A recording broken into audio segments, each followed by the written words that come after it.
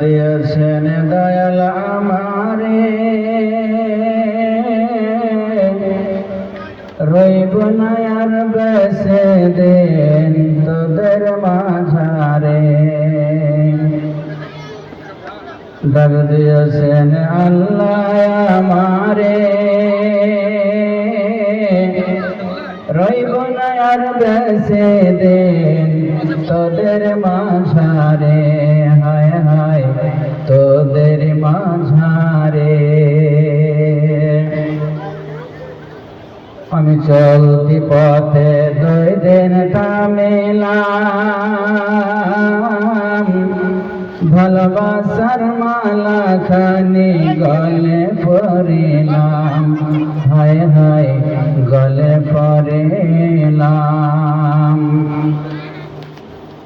হায়রে সাদের আমার মালা খানি, ও সাদের আমার মালা খানি যাইবে রে ছেড়ে। রইব না আর বেশি দিন তোদের মাঝারে। হায় হায় তোদের মাঝারে। ডাক দিয়েছেন আল্লাহ আমারে, ডাক দিয়েছেন আল্লাহ আমারে, রইব না আর বেশি দিন তোদের মাঝারে। রইব না আর বেশি দিন তোদের মাঝারে। আমি কত জনে কত কে দিলাম,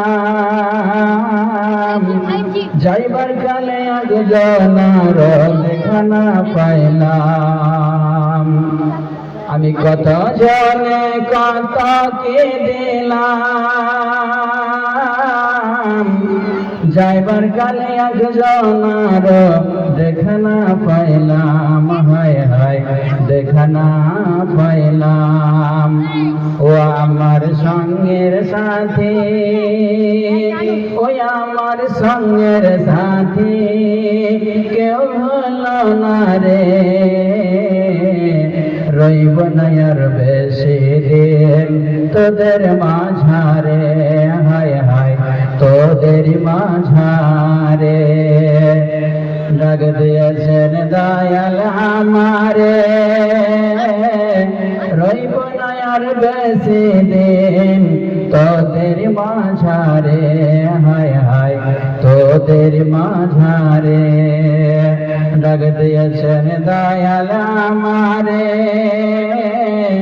রইব না আর বেশি দিন তোদের মাঝারে।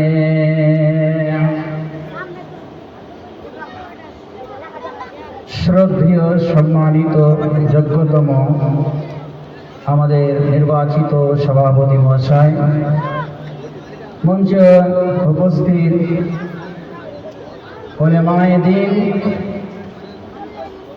সামনে বসে থাকা ছোট বড় ভাই সকল, সর্বাগ্রে সেই মহান আল্লাহর প্রশংসা করি যিনি আমাদের প্রতিপালক, যিনি খালেক, যিনি মালিক, যিনি আব্বা, যিনি অক্ষয়, যিনি অনন্ত আসীম, যার হুকুমে আমরা মানুষ, মুসলমান, ইমানদার, যার অশেষ রহমতে আমরা এই বাৎসরিক জালসায় একত্রিত হতে পেরেছি, উপস্থিত হতে পেরেছি, তাই আল্লাহর শুকরিয়া আদায় করে বলি আলহামদুলিল্লাহ।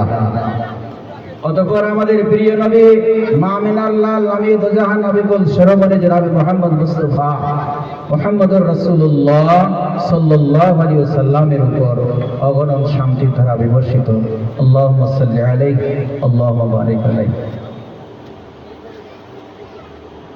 সকল আজকে এই জালসা নাজমুল হুদা শিমুলতলার উন্নতি কল্প।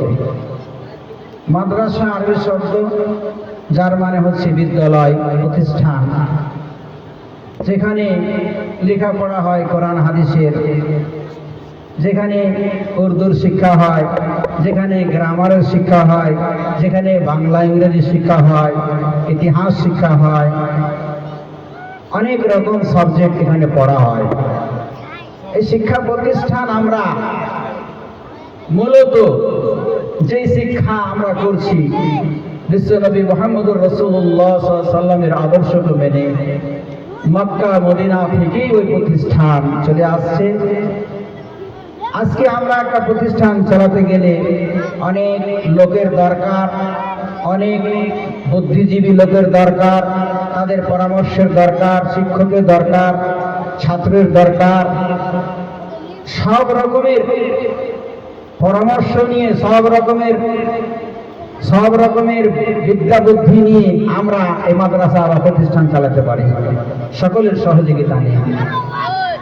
কিন্তু এমন সময় ছিল, একা একজন প্রতিষ্ঠান চালিয়েছেন, নিজে শিক্ষক, নিজে কমিটি, বুঝতে পারলেন?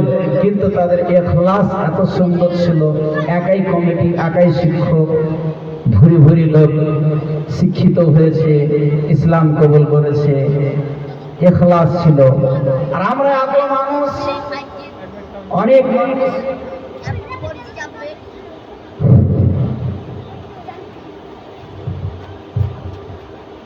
যে সমস্ত শিক্ষকগণ মাদ্রাসায় আছেন, দয়া করে আপনারা স্টেজে আসুন, কিছু প্রয়োজন আছে। আপনারা মাদ্রাসায় না থেকে স্টেজে দেখা করুন। সমস্ত শিক্ষক আপনারা স্টেজে দেখা করুন। তো এই প্রতিষ্ঠান রাসূলুল্লাহ সাল্লাল্লাহু আলাইহি ওয়াসাল্লাম নিজে ছাত্র ছিলেন গারে হেরাতে। গারে হেরাতে জিবরিল আমিনের কাছে শিক্ষা করেছেন। রাসূলুল্লাহ সাল্লাল্লাহু আলাইহি ওয়াসাল্লাম আবার টিচার, তিনি কোন সময় পর্বতের উপরে শিক্ষা দান করেছেন, কোন সময় কারো বাড়িতে শিক্ষা দান করেছেন, কোন সময় মসজিদে বসে বসে শিক্ষা দান করেছেন, কোন সময় কোন সমাগম দেখেছেন, সমাগম দেখে, যেমন হজের মৌসুমে তিনি যে শিক্ষা দান করেছেন, যখন যেরকম মৌকা পেতেন তিনি শিক্ষা দান করতেন। এটা নয় যে বিল্ডিং এর মধ্যেই শিক্ষা করতে হবে, কথা নয়। শিক্ষা কয়েক রকমের আছে। এক তো নিয়মিত ভাবে আমরা বই পুস্তক পড়ে শিক্ষা অর্জন করি, এক জালসার মাধ্যমে, অন্য জায়গাতে, অন্য আলেমের মুখে আমরা শিক্ষা অর্জন করতে পারি। বিভিন্ন ভাবে শিক্ষা অর্জন করা যায়। যা হোক, সত্যিকারী যদি আমরা, আমাদের মধ্যে ইমানি জজবা থাকে, ইমানি স্পিরিট থাকে, তাহলে আমরা ইসলামী শিক্ষায় শিক্ষিত হয়ে লাভবান হব, নিজে লাভবান হব, সমাজকে আমরা এগিয়ে নিয়ে যেতে পারবো। আর আমাদের মধ্যে ইখলাস যদি না থাকে, আমাদের মধ্যে যদি নিষ্ঠা না থাকে, তাহলে এই পর্যন্ত শেষ হয়ে যাবে, আল্লাহর কাছে কিছুই পাবো না। এটা যেন আমাদের না হয়। আমরা মসজিদ মাদ্রাসা চালাবার আগে শিক্ষক, ছাত্র, কমিটি সকলের জন্য ভিতরে কি থাকে? লিল্লাহিয়াত থাকে, ইখলাস থাকে। ইখলাসের সহিত যদি মাদ্রাসা চালাই, তাহলে আমরা সকলেই দুনিয়াতে এবং আখিরাতে উভয় জীবনে আমরা কি হব? লাভবান হব, আল্লাহর কাছে উপকৃত হব, আল্লাহর কাছে আশা করা যায় এর প্রতিদান পাবো। যখন সত্যিকারী যারা মুমিন হবে, সত্যিকারী যারা ইমানদার হবে, তাদের অনেকগুলো লক্ষণ আছে, অনেকগুলো পরিচয়, পরিচিতি পাওয়া যায়। মুমিনের অনেকগুলো লক্ষণ, অনেক পরিচয় আছে। মুমিনেরা কোরআন শুনলে তাদের লাভ হবে, জালসায় আসলে লাভ হবে। তারা কোনো এমন এক সভাতে যাচ্ছে যেখানে দিনী আলোচনা হচ্ছে, সেখানে তাদের লাভ হবে। আর যাদের মধ্যে ইমানি জজবা নাই, ইখলাস নাই, তারা যে কোনো জায়গাতে যাক না কেন, তাদের গলাতে যদি সোনার মালা পরিয়ে দেওয়া হয় তবুও লাভ হবে না। শুকুরের গলাতে যেমন সোনার মালা পরিয়ে দিলে কোনো লাভ হয় না, মানে শোভা পায় না শুকুরের গলাতে, অনুরূপ ভাবে যে সমস্ত মানুষের মধ্যে ইখলাস নাই, ইমান নাই, ইমানি স্পিরিট নাই, জজবা নাই, জালসা জুলুস, মসজিদের নামাজ, খুতবা, তাদের কোনো মানে কি হবে না, উপকারে আসবে না, যেহেতু তার মধ্যে ইখলাস নাই।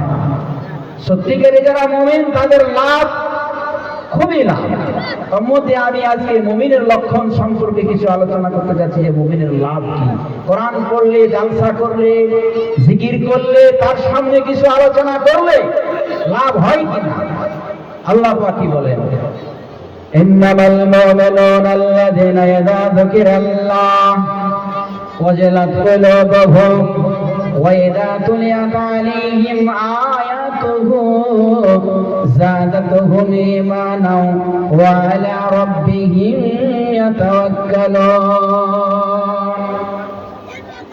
আল্লাহ বলেন প্রকৃত মুমিন তারাই ইন্নামাল মুমিনুনা আল্লাযীনা ইযা যুকিরাল্লাহু ওয়াজিলাত কুলুবুহুম ওদের সামনে যখন আল্লাহর আলোচনা করা হয় তখন তাদের অন্তর কম্পিত হয়, কেঁপে যায়। ওয়াজিলাত কুলুবুহুম ওয়া ইযা তুলিয়াত আলাইহিম আয়াতুহু যাদাতুহুম ঈমানাও ওয়া আলা রাব্বিহিম ইয়াতাওয়াক্কালুন মুমিনের সামনে যখন আল্লাহর আয়াতসমূহকে পাঠ করা হবে, কোরআনের আয়াতগুলো তেলাওয়াত করা হবে, সুন্দরভাবে যখন পাঠ করা হবে তাদের ঈমানে বৃদ্ধি পাবে, তাদের ঈমান বেড়ে যাবে।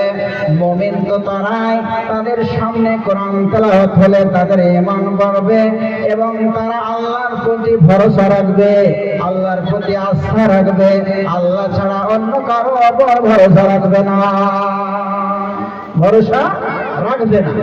তাহলে ঈমানদারের সামনে আল্লাহর স্মরণ করা হলে, আল্লাহর জিকির করা হলে তাদের হৃদয় কম্পিত হবে, হৃদয় কেঁপে উঠবে। আর কোরআন তেলাওয়াত করা হলে তাদের ঈমান বেড়ে যাবে এবং এদের ঈমান বৃদ্ধি পাবে, এরা আল্লাহর প্রতি তাওয়াক্কুল ভরসা রাখবে। মুমিন তো তারাই আল্লাযীনা ইউকিমুনাস সালাতা ওয়া মিম্মা রাযাকনাহুম ইউনফিকুন মুমিন তো তারাই যারা নামাজ প্রতিষ্ঠিত করবে, কায়েম করবে এবং আল্লাহ পাক যা দান করেছেন সেখান থেকে দান করবে, আল্লাহর দেওয়া রিজিক থেকে দান করবে, আল্লাহর দেওয়া রিজিক থেকে দান করবে। এদেরকে প্রকৃত মুমিন বলা হলো। মহান রবের কাছে তাদের উঁচু উঁচু স্থান সমূহ রয়েছে এবং তাদের জন্য রয়েছে ক্ষমা এবং তাদের সম্মানজনক রিজিক আল্লাহর কাছে রয়েছে। এই মুমিনদের জন্য আল্লাহর কাছে ক্ষমা, আল্লাহর কাছে সম্মানজনক রিজিক এবং উঁচু উঁচু তাদের স্থান রয়েছে। মুমিন হলে তাদের স্থান উঁচু হবে, সম্মান উঁচু হবে, তাদেরকে আল্লাহ সম্মানজনক রিজিক দান করবেন, তাদেরকে আল্লাহ ক্ষমা করবেন। আয়াত পাঠ করলে, কোরআন তেলাওয়াত করলে ঈমান যদি ভিতরে থাকে ঈমান বাড়বে, ঈমান বাড়বে। কাফিরের দিল পর্যন্ত কেঁপে যাবে, ডাকাতের দিল পর্যন্ত কেঁপে যাবে। কোরআনী শিক্ষার চাইতে আর কোন উন্নত মানের শিক্ষা পৃথিবীর বুকে নয়। এই কোরআনী শিক্ষার দ্বারা দিয়ে মানুষ একটা গোষ্ঠী সম্মানিত হয়, উঁচু পর্যায়ে পৌঁছে যায়, আবার এক গোষ্ঠী, এক দল নিম্নগামী হয়ে যায়। এর উদাহরণ বিশ্বনবী সাল্লাল্লাহু আলাইহি ওয়াসাল্লাম বলছেন, হযরত উমর ইবনে খাত্তাব তিনি বর্ণনাকারী, তিনি বলছেন, ইন্নাল্লাহ ইয়ারফা বিহাযাল কিতাবা আকওয়ামান ওয়া ইয়াদাউ বিহি আখারিন। উমর ইবনে খাত্তাব বলেন, বিশ্বনবী সাল্লাল্লাহু আলাইহি ওয়াসাল্লাম বলেছেন, আল্লাহ তাআলা এই কোরআনের দ্বারা দিয়ে একটা দলকে উঁচু করে দেন, একটা কমকে, একটা জাতিকে আল্লাহ উঁচু দিকে নিয়ে যান। আর একটা দলকে যারা কোরআন মানে না, কোরআনের প্রতি আমল করে না, কোরআন মোতাবেক যারা জীবন যাপন করে না, তাদেরকে আল্লাহ পাক নিম্নগামী করবেন, পদদলিত করবেন, অসম্মান করবেন, যেহেতু কোরআনের প্রতি তাদের আমল নাই। কোরআনের প্রতি আমল না থাকলে ওদেরকে আল্লাহ পাক অসম্মানিত করবেন। যতদিন সাহাবাদের আমল ছিল, তাবেঈনদের আমল ছিল, রাসূলের যুগে আমল ছিল, দুনিয়াতে ঈমানদারের সম্মান দিন বা দিন বেড়ে যাচ্ছিল। সাহাবাদের যুগে বড় বড় দেশ ফাতা হয়েছে, তাবেঈনদের যুগে বড় বড় দেশ ফাতা হয়েছে, বাইতুল মাকদিস ফাতা হয়েছে, হযরত উমরের যুগে এই করে বড় বড় দেশগুলো ফাতা হয়েছে। ঈমানি জাজবা এই কোরআনের প্রতি তাদের আমল করার জন্য, কোরআনের প্রতি তাদের একটা ভালোবাসা ছিল, মহব্বত ছিল, কোরআন মোতাবেক জীবন যাপন করছে, এজন্য আল্লাহ পাক তাদের সম্মানিত করেছিলেন। আর যেই সমস্ত মানুষেরা যেদিন থেকে কোরআনকে ছেড়ে দিয়ে দুনিয়ামুখী হলো আর দুনিয়ার দিকে মেতে গেল, সেই দিন থেকে মানুষ অসম্মানিত হতে লাগলো, পদদলিত হতে লাগলো। এখন পর্যন্ত মানুষ অসম্মানিত হয়ে আছে। দিক বিদিকে দেখেন, মুসলমানদের কষ্ট, মুসলমানের প্রতি উৎপীড়ন, মুসলমান পদদলিত হচ্ছে। কোরআনের প্রতি ভালোবাসা নাই, শুধু মুখে তেলাওয়াত করে কিন্তু অন্তর থেকে তেলাওয়াত নাই। মুখে পাঠ করে অন্তর থেকে তেলাওয়াত করছে না, আমল যেভাবে করার সেভাবে করছে না। আমল বলছে ঈমান আছে, বলছে কি ঈমানের মধ্যে রূহ নয়, আত্মা নাই। আত্মাবিহীন ঈমান নিয়ে জীবনযাপন করি।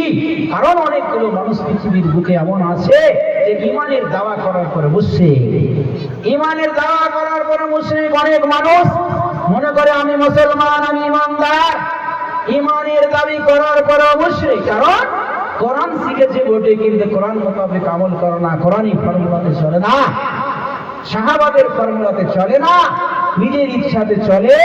এরা কোরআন পড়ে মানে শুধুমাত্র কিছু দুনিয়াতে সম্মানিত হওয়ার চেষ্টা করছেন, কিন্তু অন্তর থেকে না পড়ার কারণে কোরআনের যেটা আসল মর্যাদা সেটা পাবে না। বিশ্বনবী বলেন, খায়রুকুম মান তাআল্লামাল কুরআন ওয়া আল্লামাহু। সবচেয়ে পৃথিবীর বুকে উত্তম মানুষ হলো যারা কোরআন পড়ে অপরকে শিক্ষা দেয়, অর্থাৎ কোরআন পাঠ করে এবং অন্যদেরকে শিক্ষা দানকারী, যারা আলেম ওলামা, সত্যিকারী অন্তরের অন্তরাল থেকে ইখলাসের সহিত যারা কোরআন তেলাওয়াত করবে এবং অন্যদের তেলাওয়াত করাবে, অন্যদের পাঠ করাবে, অন্যদের শিক্ষা দান করবে, অন্যদেরকে কোরআনী শিক্ষায় শিক্ষিত করবে, এদের চাইতে পৃথিবীর বুকে উত্তম মানুষ জন্মে নেই। এরাই হলো উত্তম মানুষ। তাহলে এদের সম্মান করতে হবে। আল্লাহ রাসূল বলছেন এরা হলো সবচেয়ে সম্মানিত মানুষ, যারা কোরআন শিখে অপরকে শিক্ষা দেয়। হাফিজে কোরআন হোক, কারি হোক, মাওলানা হোক, এই কোরআনই শিক্ষা করে অন্যজনকে শিক্ষা দান করে প্রচার প্রসার করছে, এরা হচ্ছে আল্লাহর নিকটে সবচেয়ে উত্তম মানুষ। উত্তম মানুষ কোরআনের আয়াত শুনে, কোরআনের আওয়াজ শুনে বড় বড় ডাকাত নিম্নগামী এসে ঘাড় পেতে কোরআনের সামনে মাথা নত করে মেনে নিয়েছে। বড় বড় বদমাশ কোরআনের সামনে নত হয়ে গেছে। দৃষ্টান্ত দিন, রাসূলুল্লাহ সাল্লাল্লাহু আলাইহি সাল্লাম যখন দিনের প্রচার করতে লাগলেন, ধর্মের প্রচার করতে লাগলেন, কোরআনের প্রচার করতে লাগলেন, দিন বাদল ইসলাম কবুল করতে থাকলো মানুষ, মুসলমান দিন দিন বেড়ে যায়, ইসলামের অগ্রগতি হয়ে যায়। কাফেরদের পক্ষ থেকে নানা রকমের বাধা বিঘ্ন, অনেক রকমের মানা। আবু তালেবের সামনে রাসূলুল্লাহ সাল্লাল্লাহু আলাইহি সাল্লামকে রোকার জন্য অনেক রকমের কথা বলা হলো, তারপরে হলো না। চতুর্দিক থেকে চেষ্টা করার পরও রাসূলুল্লাহ সাল্লাল্লাহু আলাইহি সাল্লাম কোরআনের প্রচার করা ছাড়ছেন না। এমনকি মক্কার মানুষের পক্ষ থেকে এটাও কিন্তু অফার দেওয়া হয়েছিল রাসূলুল্লাহ সাল্লাল্লাহু আলাইহি সাল্লামকে, ধর্ম প্রচার করা ছাড়েন, ইসলাম প্রচার করা ছাড়েন। আপনি যদি একটা আমাদের দেশের মধ্যে সবচাইতে রমণী, সুন্দরী রমণীকে বিয়ে করতে চান তো দিয়ে দেবো, কিন্তু আপনি ধর্ম প্রচার করা ছেড়ে দেন। আপনি যদি রাজত্ব চান তবে রাজত্ব দেওয়া হবে, আপনি যদি চান রাজত্ব দেওয়া হবে, আপনি যদি বেশি ধন সম্পদ চান ধন সম্পদ দেওয়া হবে, কিন্তু আপনি এই দিন প্রচার করা ছেড়ে দেন, এই কোরআনের প্রচার করা ছেড়ে দেন, তাহলে আপনাকে দেওয়া হবে। রাসূলুল্লাহ সাল্লাল্লাহু আলাইহি ওয়াসাল্লাম বলেছিলেন, আমার হাতে যদি এক হাতে চন্দ্র এবং এক হাতে সূর্য দেওয়া হয়, তবু আমি সত্যের বাণী প্রচার করা আমি ছাড়ব না।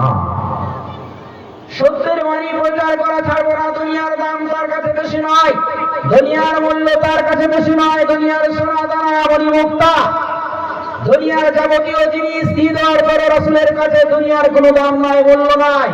সত্যের বাণী আমার কাছে আল্লাহর পক্ষ থেকে এসেছে, আমি সত্যের বাণী দুনিয়ার বুকে আমি কি করব, প্রচার প্রসার করে দেব। এটাই ছিল তার লক্ষ্য। এই লক্ষ্যকে রেখেই তিনি দিনের প্রচার করে গেছেন। কোনো মতে হচ্ছে না। হাজেরা তোমার দেখলো যে কোনো মতি তো পারা যাচ্ছে না, দেখি আর কিছু করা যাবে না, আমি দুনিয়া থেকে বিদায় করে দেব। একটা তরবারি কে কি থেকে, নিয়াম থেকে, খাপ থেকে বের করে উলঙ্গ তলোয়ারকে নিয়ে বাড়ি থেকে বের হয়ে গেল। যে বিশ্বনবী অর্থাৎ মুহাম্মদকে দুনিয়াতে রাখবো না, না থাকবে বাস, না বাঁধবে বাসিনি, অর্থাৎ মুহাম্মদকে দুনিয়াতে বেঁচে রাখবো না। ওমর বাড়ি থেকে বের হয়ে চলে যায়। রাস্তাতে হযরত নাঈমের সঙ্গে দেখা হয়। হযরত নাঈম বলছে, নাইম বলছেন, ও মা তুমি কোথায় যাবে?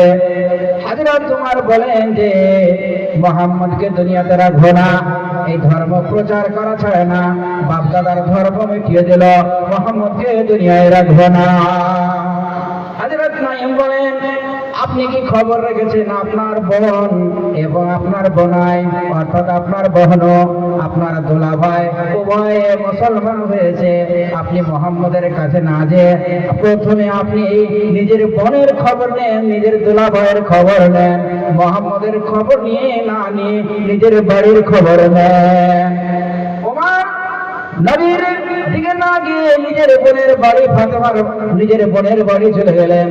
নিজের বোনের বাড়ি যে বাইরে থেকে উচ্চ আওয়াজে আওয়াজ, উচ্চ শব্দে আওয়াজ, এমন ভাবে গর্জে আওয়াজ করলেন মনে হচ্ছে কিছু রাখবে না। খাব্বাব রাদিয়াল্লাহু তাআলা সেখানে কোরআন পাঠ করছিলেন। খাব্বাব রাদিয়াল্লাহু তাআলা তাদের কোরআন শিক্ষা দিচ্ছিলেন। খাব্বাব রাদিয়াল্লাহু তাআলা ওমরের ভয়ে একটু লুকিয়ে গেলেন। দরজা খোলা হলো, হযরত উমর প্রবেশ হয়ে যায়। হযরত উমর খবর নিলেন যে তুমি নাকি আমার বোন, তুমি নাকি মুসলমান হয়েছো। বোনকে বলে তুমি নাকি মুসলমান হয়েছো শুনেছি। এবার কিন্তু নিজের দুলাভাইকে ইচ্ছা মতো ফিরতে আরম্ভ করলো, ইচ্ছা মতো মারলো। হযরত উমরের বোন সহ্য করতে পারল না, সহ্য করতে না পেরে নিজের স্বামীকে ছোড়ার জন্য নিজেও কিন্তু লেগে গেলেন। ইতিমধ্যে দুজনকে মারতে মারতে, অর্থাৎ তার দুলাভাই এবং বোনকে অনেক প্রহার করলো। প্রহার করতে করতে করতে হযরত উমর যেন ক্লান্তি বোধ, তার মধ্যে ক্লান্তি বোধ এসে গেল যে এত মারলাম, এত মারলাম, এরপরে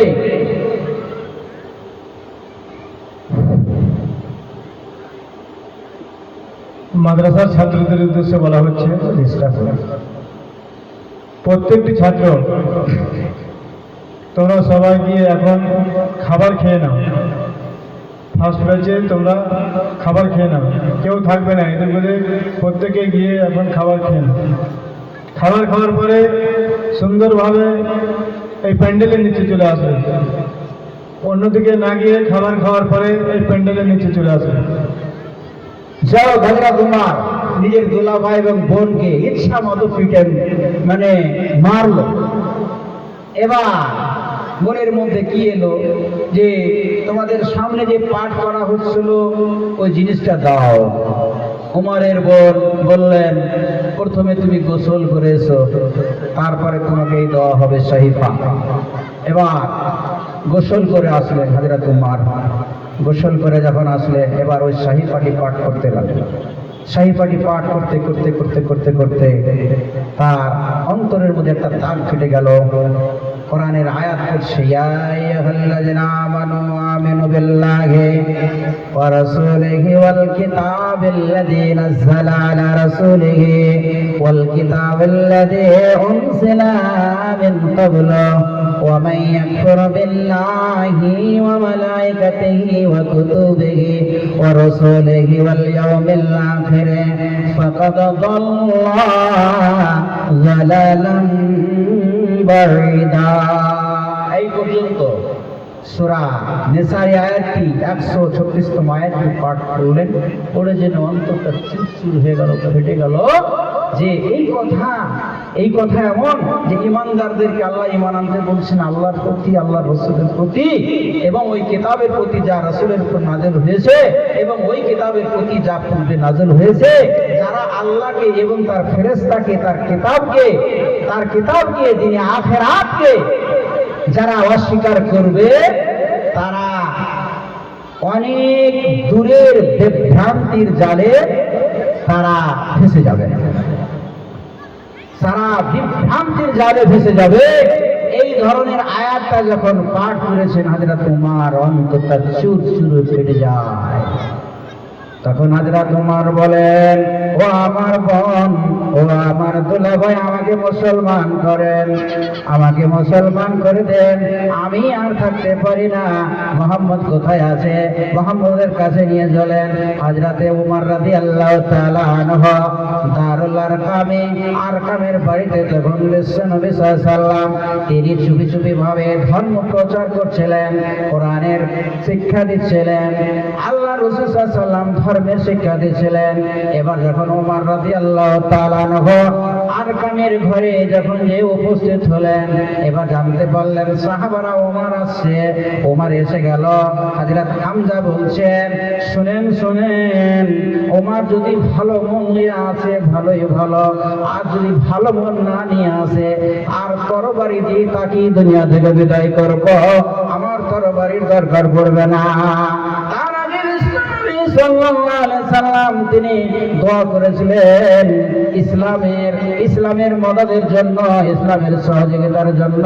ও আল্লাহ, ইসলাম প্রচারের জন্য শক্তির দরকার। তাই মক্কার বুকে দুটা বড় বড় লোক হযরত উমর এবং আবু জাহাল, এই আবু জাহালকে কিংবা ওমরকে তুমি দ্বীনের মধ্যে নিয়েছো, দ্বীন দান করো, ধর্ম দান করো, তার দ্বারা দিয়ে দ্বীনের তুমি খেদমত নাও।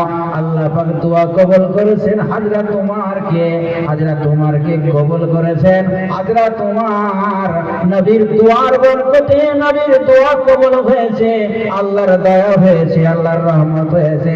হযরত উমর বিশ্বনবী সাল্লাল্লাহু আলাইহি ওয়াসাল্লামের কাছে যে হাতে হাত রেখে আশহাদু আল্লা ইলাহা ইল্লাল্লাহু ওয়া আশহাদু আন্না মুহাম্মাদান আবদুহু ওয়া রাসূলুহু পড়ে মুসলমান হয়ে গেলেন। মুসলমান হলে তবে এই কোরআনী আয়াতের দ্বারা দিয়ে একটা কাফের মুসলমান হয়ে গেল, অন্তরটা গলে গেল, মুসলমান হতে বাধ্য হলেন। কোরআনটা পড়ে হযরত উমর বিচক্ষণ মানুষ ছিলেন, আলেম ফাজিল ছিলেন, অনেক জ্ঞানী গুণী ছিলেন, আরবি ভাষা জানতেন, পড়তে জানতেন।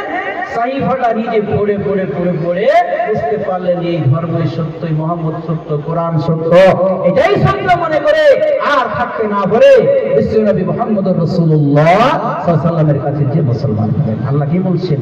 ওয়াইজা তুলিয়াত আলাইহিম আয়াতুহু যাদাতুহুম ঈমানা ওয়া আলা রাব্বিহিম ইয়াতাওয়াক্কালুন। কোরআন তেলাওয়াত করা হলে তাদের ঈমান বৃদ্ধি পায়, তাদের ঈমান বৃদ্ধি পায়, তাদের ঈমান বেড়ে যায়। একজন কাফিরের দিল চুর চুর হয়ে মুসলমান হলেন, আর তার কি হলো?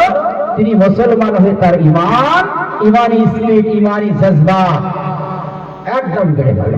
সে সমাজে তাকবীর পড়া হলো, আল্লাহু আকবার বলে এমন উচ্চ স্বরে তাকবীর পড়া হলো যে দিনে দাঁড়ে আরকাম অর্থাৎ আরকামের ঘরটা ভিজে উঠলো। এই দেখলেন কোরআনী শিক্ষার বরকত, এই কোরআনী তেলাওয়াতের বরকত। অন্তর থেকে যদি কোরআন পড়া হয়, শোনা হয়, তাহলে তার লাভ হবেই হবে। হযরত উমরের কথা বললাম, আর একটি ঘটনা বলছি। সেই ঘটনা একজন মুহাদ্দিসের, যে একজন ইরাকের বুকে একজন কুখ্যাত ডাকাত, একজন প্রসিদ্ধ ডাকাত ফজল বিন ইয়াজ নামক এই ডাকাত দিনে ডাকাতি না করলে, রাত্রে ডাকাতি না করলে, আর হাজারি না করলে, ছিনতাই না করলে থাকতো না। এক সময় একটি দুই তলা বাড়িতে ডাকাতি করার জন্য বাড়ি থেকে ওই উদ্দেশ্যে বের হয়েছে।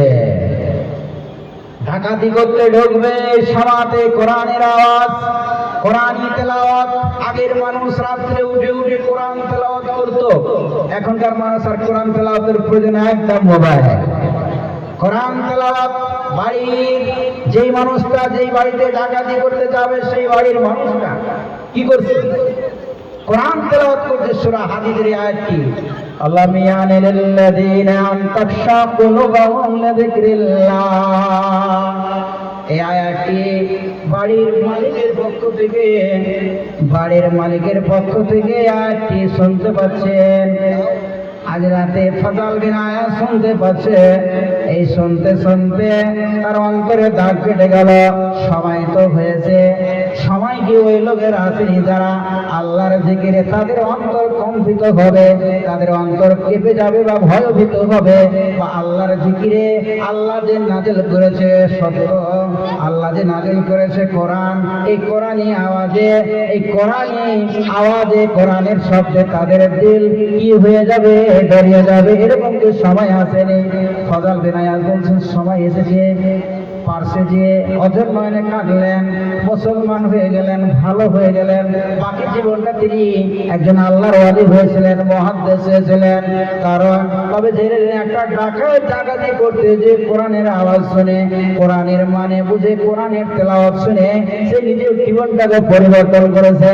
আজকে আমরা মুসলমান হয়ে জুমার খুতবা শুনি, জালসা শুনি, অনেক কিছু শুনি, তারপর আমাদের পরিবর্তন নাই। কেন না? এজন্যই নাই যে আমরা হয়েছি দুনিয়ামুখী, দুনিয়াকে প্রাধান্য দিয়েছি। বল তুসিরুনাল হায়াতাদ দুনিয়া ওয়াল আখিরাতু খায়রু ওয়া আবকা। বরং দুনিয়ার জীবনকে আমরা প্রাধান্য দিয়েছি, আখিরাতকে প্রাধান্য দিইনি, কোরআনী শিক্ষাকে প্রাধান্য দিইনি। যদি আমরা সত্যিকারী প্রাধান্য দিতাম তাহলে আমাদেরও অন্তর কেঁপে উঠত, আমাদেরও ঈমান বৃদ্ধি পেত, আমাদের জীবনে পরিবর্তন আসতো। কিন্তু পরিবর্তনের জন্যই আসে না যে আমরা কিছু ভুল করছি, দুনিয়ামুখী হয়েছি এবং ইখলাসের অভাব, লিল্লাহিয়াত কাজ খুব কম, দিনদারিয়াত কম, ফরিজগারি কম, দুনিয়ামুখী হয়েছে। আল্লাহ পাক যেন আমাদেরকে কোরআন বোঝার তৌফিক দেন এবং কোরআন মোতাবেক জীবন যাপন করার তৌফিক দেন। শুদ্ধভাবে ইখলাসের সহিত কোরআন শুনি এবং কোরআনের প্রতি আমল করি, নিজে শিখি, অপরকে শিক্ষা দিই। কোরআনী শিক্ষা যেন আমাদের ঘরে ঘরে থাকে, হাদিসের শিক্ষা যেন আমাদের ঘরে ঘরে থাকে। আর মাদ্রাসার এরকম আমরা যেন খিদমত করতে পারি, মাদ্রাসাতে যেন আমরা বেশি বেশি করে ছেলে দিতে পারি, আর মাদ্রাসা থেকে ভালো ভালো আলেম তৈরি করতে পারি। বলে আমার বক্তব্য শেষ করছি। এখান থেকে শেষ করছি। আল্লাহ পাক যেন আমাদেরকে সুপথে চলার তৌফিক দেন। ওয়া মা তৌফিক ইল্লা বিল্লাহ। আসসালামু আলাইকুম ওয়া রাহমাতুল্লাহ।